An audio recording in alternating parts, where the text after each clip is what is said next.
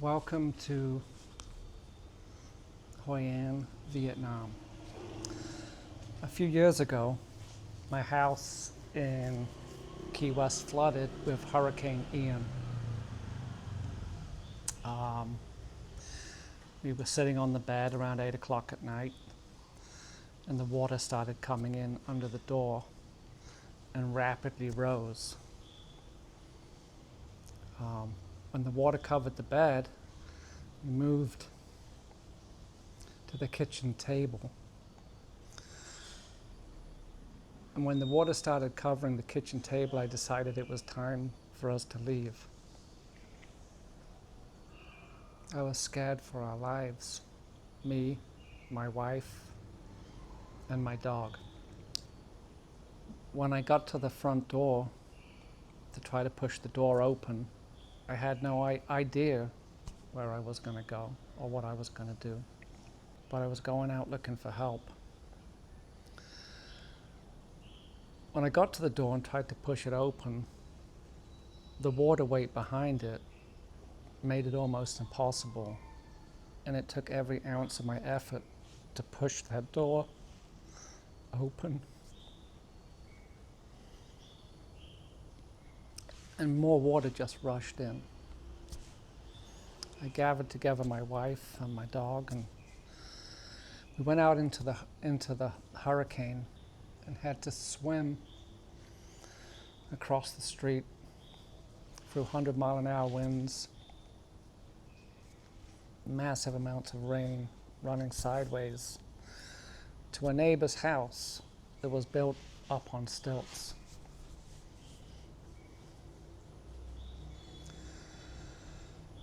I spent the rest of a sleepless night watching everything I'd worked for and everything I own get swallowed by the ocean. I had about this much water inside my house.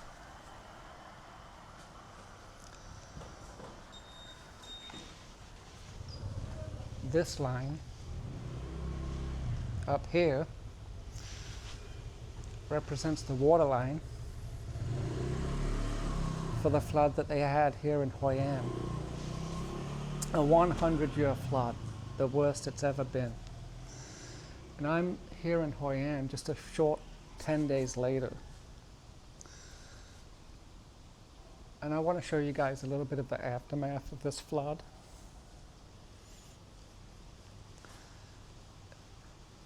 But more importantly,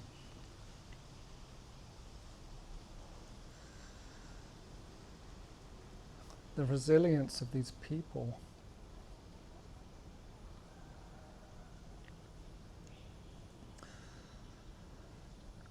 The resilience of these people.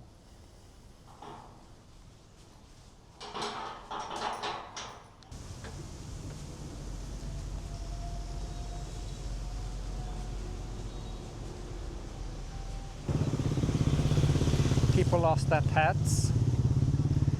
People lost their food sources. They lost their chickens, their eggs. They lost the vegetables that they planted in the garden. A lot of people rely on that here. They lost their buffaloes. And about 50 people lost their lives. But yet you see here, they just pick up and keep going.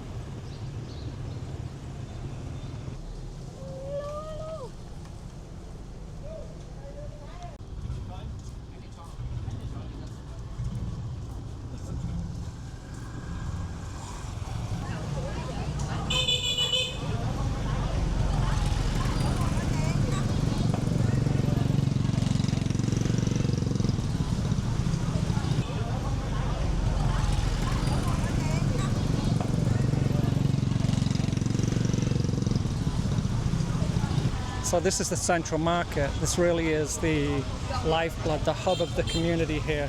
A lot of locals come here to shop 1 or 2 times a day, and obviously a lot of local people make their living here. Just 10 days ago, the water was up to the roof, past this roof line here, See if I can stitch in some pictures of that for you. So let's take a little look around the market and see how they've been recovering.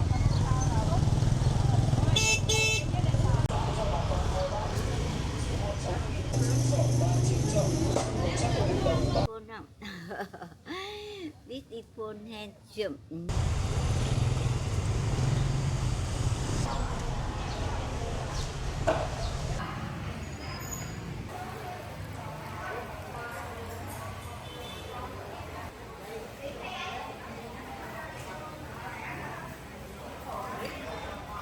Chili.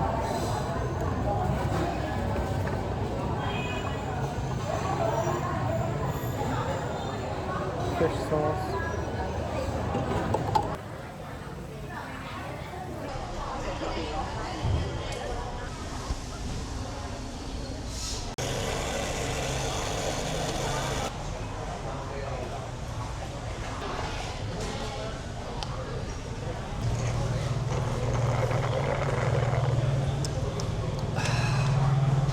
That's going to give me the power to continue the journey. All right, I think you can see the ladies and the gentlemen, mostly the ladies, mostly the aunties, completely rebounded here at the market. Like nothing really ever happened. It's like 10 days later. This is unbelievable.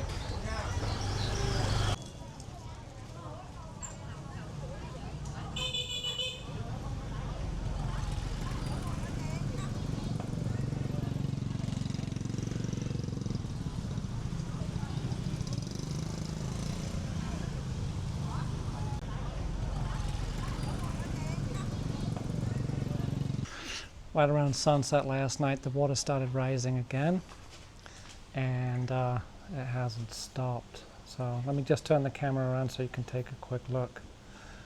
See.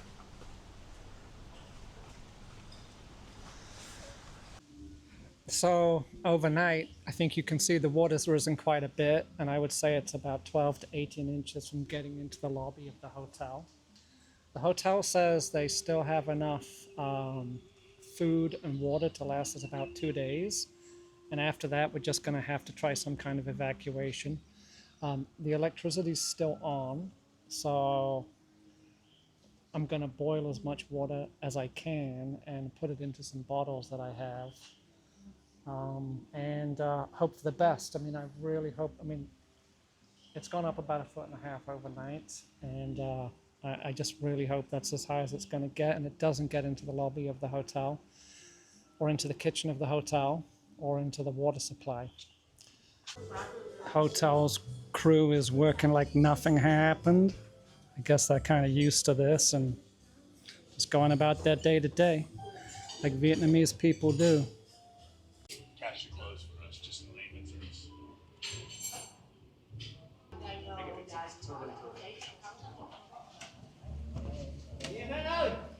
So we have this big group of people from Italy. I think there's about 30 of them that are trying to check out today. And they got to go by boat with all their luggage. And it's raining outside.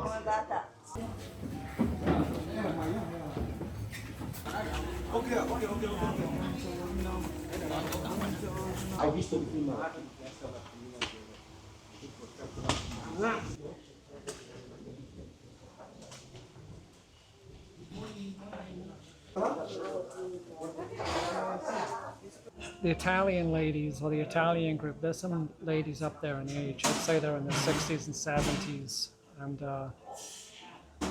they're keeping really good spirits, to be honest with you.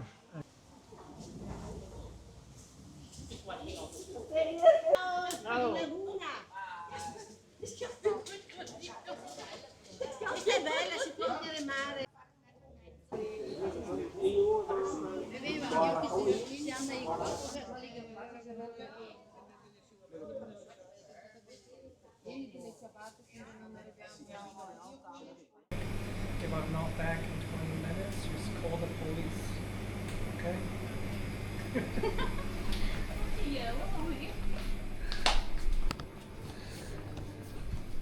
Why am I doing it? Oh. This is like a day later. Water's still pretty high. Shit. Cold too. Oh, this is the water off the mountain. God, this is pretty strong current here. This is the water off the mountain. It's cold. Jesus. Pushing.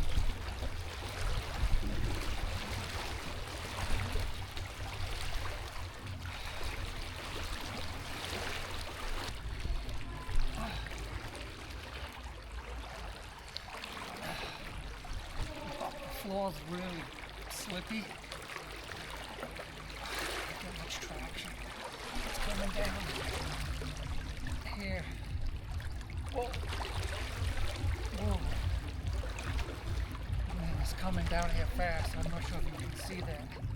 I think once I get around this corner here, it's going to be a lot easier. So these aren't sad woe is me people. This is the 4th time this month this has happened. You know, they're going through a really difficult time. Nobody's crying. Nobody's complaining.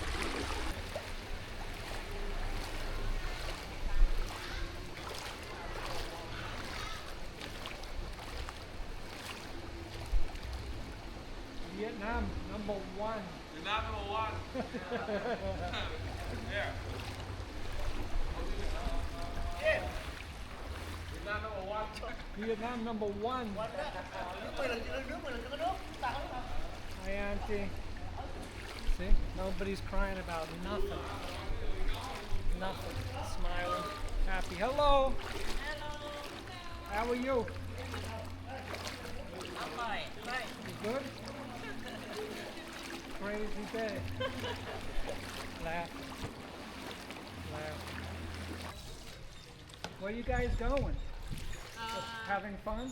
I go around. Did you make this boat? Yes. 1 plastic barrel, 2 plastic tubes. That's pretty impressive, guys. Hello. Hello, say hi.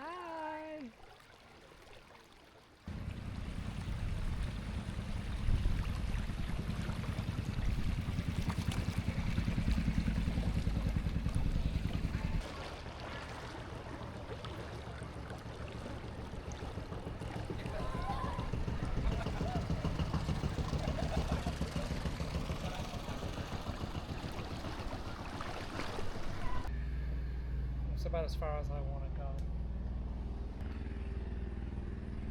Feet sticking to the ground.